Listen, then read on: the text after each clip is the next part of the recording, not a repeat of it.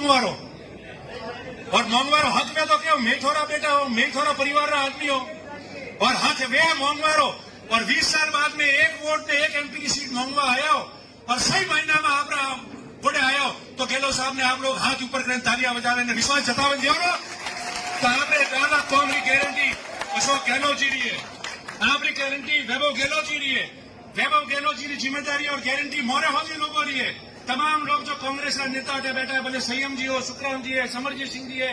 ये पीछे तमाम लोग मोरा नेता सब बैठा है, और सबकी गारंटी है। मैं जिम्मेदारी क्यों नहीं लियो, मेरी 26-30 साल थी आप लोगों ने वसे भरे लिया, मोनी खुशी में आप लोग कॉम करवा रो, और हमें तो चिल्लावे जरी भाषण दियो जोड़ दी तो आने और थी लेना खोतरडा हुई ठेर ऊपर नसोई खोसाई रही है, तो हमें तो तरस करो थे वजह बेला तो वही इसको निवेदन आपने करो, और गहलोत साहब ने विश्वास दिलाओ कि सब मिले कि चेन्नई की आज जो शुरुआत हुई है वह शुभ हुई और अच्छा भारी मतों